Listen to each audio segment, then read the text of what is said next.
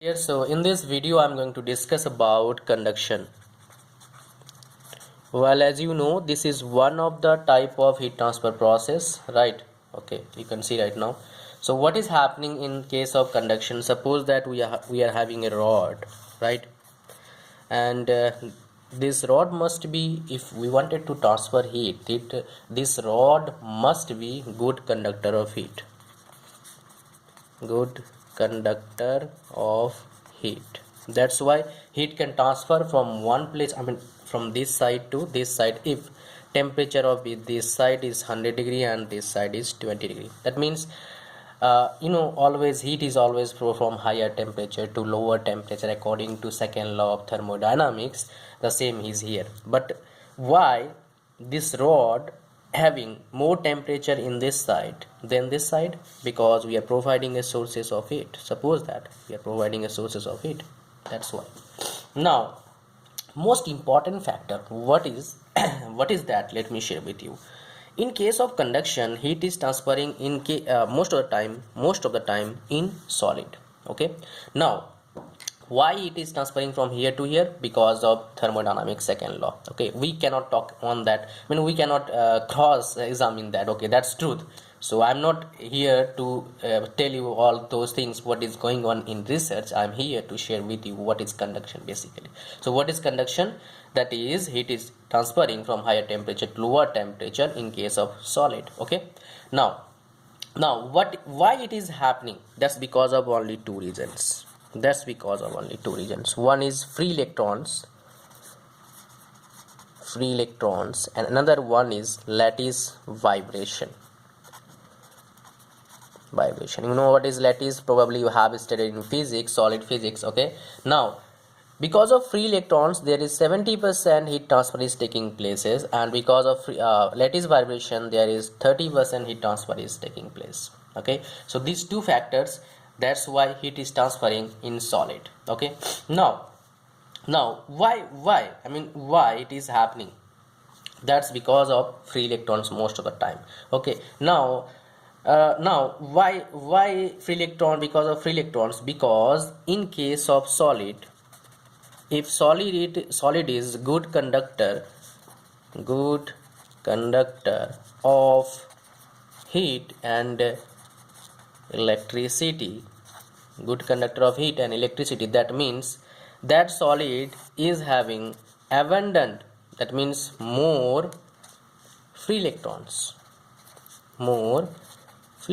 and as you know, as I have already shared with you, there are two reasons. Because of those reasons, heat is transferring from in solid from higher temperature to lower temperature. One of the reason is free electrons, that is 70%. Because the reason 70% is there, chances is there. So that's because of free electrons is present in good conductor of heat and electricity. All right. So all metals are good conductor of heat and electricity, as you know. But if you'll see non-metals, there are two things. One is crystalline, another one is amorphous, right? Amorphous material, amorphous material are very poor thermal conductivity, that is K. Just like amorphous material glass, you can say glass is amorphous material. Here thermal conductivity is 1.25 watt per meter Kelvin. But in case of crystalline, just like diamond is having thermal conductivity, that is K. I think it's more than even 2000 watt per meter Kelvin. And if you see other metals, metals maximum thermal conductivity is having silver, that is around 400 watt per meter Kelvin. That means the exceptional case is diamond, and diamond is non-metal, you know that. So just like graphite, we have studied in electricity what is the exception case, which is non-metal and a good conductor of electricity, that is graphite. Here the same good non-metal but very very good conductor of heat, that is diamond. Okay, and you can see that you can compare silver and diamond, it's around 5 times more. Okay, now Now what is most important factor here, that is, if you'll see thermal conductivity, in my next lecture I will share with you what is thermal conductivity exactly. That's why you can understand about it. Thermal conductivity, right? Thermal conductivity is denoted by K. Okay, now I have already shared with you the its unit is watt per meter Kelvin here, right? So in case of thermal conductivity, based on this we can say how much the material is having capability to heat transfer.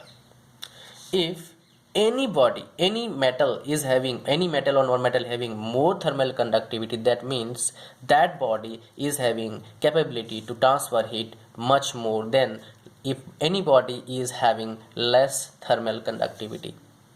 Okay, now think about it. Okay, now let's go for the another concept of this, right?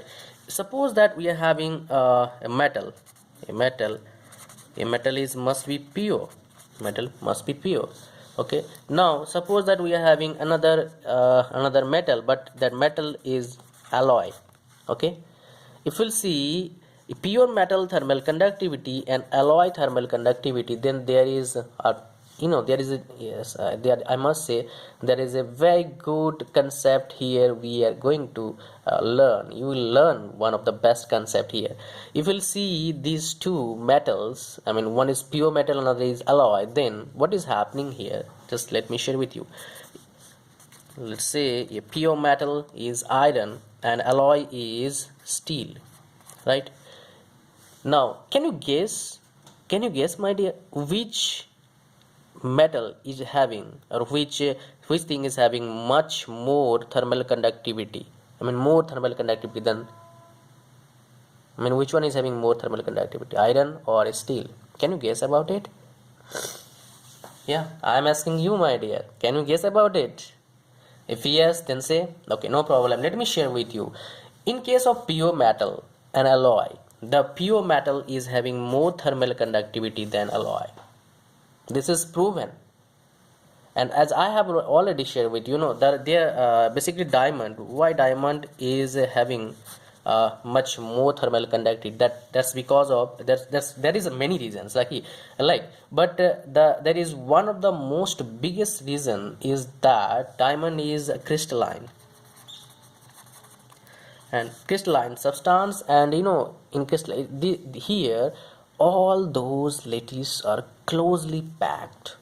That's why the transfer of heat is quite faster than anything else. Okay, and diamond is one more thing, not only crystalline. This is I must say this is a perfectly crystalline substance.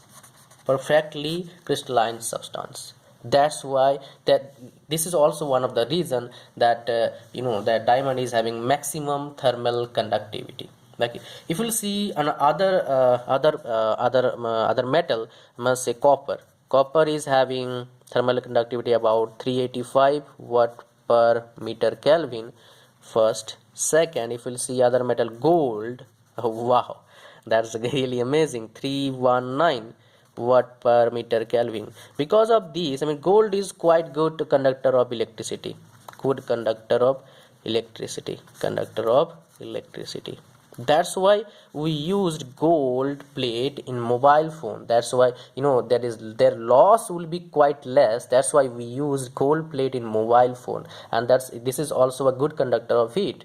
Okay, because there are many free electrons present in this metal.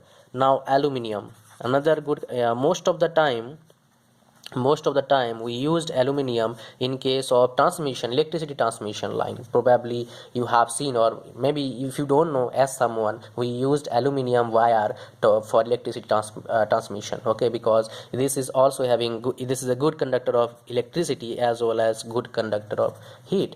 Now next, steel. That's why most of the time most of the household people used pot made of aluminium because of quick cooking, but that's not recommended from me because that's not healthier. You cannot get healthier, you must use brass or something else. Now steel steel is having also good conductor of but not up to the mark, about 45 watt per meter Kelvin. But here if you see the list, then I have already shared with you silver is having maximum thermal conductivity, that is 400 watt per meter Kelvin. So this is all about conduction, and in my next lecture that would be quite short. I will share with you what is exactly thermal conductivity, and what is happening there, and what is it, what we can do there, and all those things you will learn in that .12. Thanks for watching. See you soon in my next video. Bye bye.